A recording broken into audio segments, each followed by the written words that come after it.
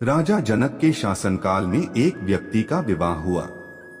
जब वह पहली बार सज संवर कर ससुराल के लिए चला तो रास्ते में चलते चलते एक जगह उसको दलदल मिला जिसमें एक गाय फंसी हुई थी जो लगभग मरने के कगार पर थी। उसने विचार किया कि गाय तो कुछ देर में मरने वाली ही है तथा कीचड़ में जाने पर मेरे कपड़े तथा जूते खराब हो जाएंगे, तो उसने गाय के ऊपर पैर रखकर आगे बढ़ गया। जैसे ही वह आगे बढ़ा गाय ने तुरंत दम तोड़ दिया तथा शाप दिया कि जिसके लिए तू जा रहा है उसे देख नहीं पाएगा, यदि देखेगा तो वह मृत्यु को प्राप्त हो जाएगी। वह व्यक्ति अपार दुविधा में फंस गया और गौशाप से मुक्त होने का विचार करने लगा।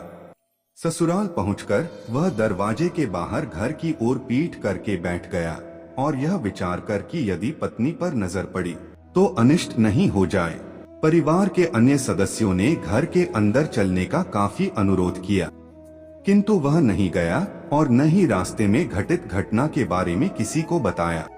उसकी पत्नी को जब पता चला तो उसने कहा कि चलो मैं ही चलकर उन्हें घर के अंदर लाती हूँ।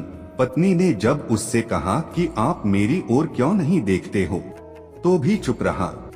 काफी अनुरोध करने के उपरांत उसने रास्ते का सारा वृतांत कह सुनाया। पत्नी ने कहा कि मैं भी पतिव्रता स्त्री हूँ, ऐसा कैसे हो सकता है, आप मेरी ओर अवश्य देखो।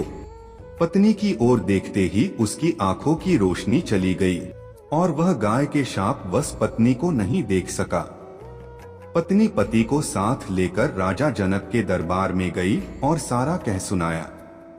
राजा जनक ने राज्य के सभी विद्वानों को सभा में बुलाकर समस्या बताई और गौशाप से निवृत्ति का सटीक उपाय पूछा।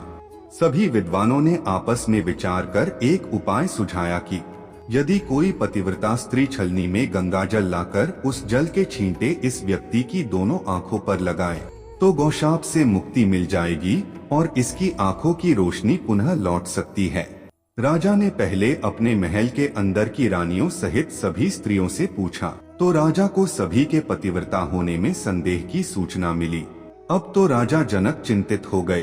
तब उन्होंने आसपास के सभी राजाओं को सूचना भेजी कि उनके राज्य में यदि कोई पतिव्रता स्त्री है तो उसे सम्मान सहित राजा जनक के दरबार में भेजा जाए। जब यह सूचना राजा दशरथ अयोध्या नरेश को मिली तो उसने पहले अपनी सभी रानियों से पूछा। प्रत्येक रानी का यही उत्तर था कि राजमहल तो क्या आप राज्य की किसी भी महिला यहाँ तक कि झाड़ू लगाने वाली, जो कि उस समय अपने कार्यों के कारण सबसे निम्न श्रेणी की मानी जाती थी, उससे भी पूछेंगे तो उसे भी पतिव्रता पाएंगे। राजा दशरथ को इस समय अपने राज्य की महिलाओं पर आश्चर्य हुआ और उसने राज्य की सबसे निम्न मानी जाने वाली सफाई वाली को बुला भेजा और उसके पतिव्रता होने के बारे में पूछा। उस महिला ने स्वीकृति में गर्दन हिला दी। तब राजा ने यह दिखाने के लिए कि अयोध्या का राज्य सबसे उत्तम है, उस महिला को ही राज सम्मान के साथ जनकपुर को भेज दिया। राजा जनक ने उस महिला का पूर्ण राजसी ठाठ बाट से सम्मान किया और उसे समस्या बताई। महिला ने कार्य करने की स्वीकृति दे दी। महिला छलनी लेकर गंगा किनारे गई और प्रार्थना की कि हे गंगा माता, यदि मैं पूर्ण पतिव्रता हूँ तो गंगाजल की एक बूंद भी नीचे नहीं गिरने चाहिए। प्रार्थना करके उसने गंगाजल को छलनी में पूरा भर लिया और पाया कि जल की एक बूंद भी नीचे नहीं गिरी।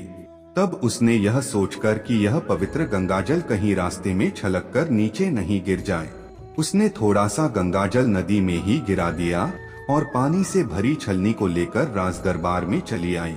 राजा और दरबार में उपस्थित सभी नर नारी यह दृश्य देख आश्चर्यचकित रह गए तथा उस महिला को ही उस व्यक्ति की आंखों पर छींटे मारने का अनुरोध किया और पूर्ण राज सम्मान देकर काफी पारितोषिक दिया।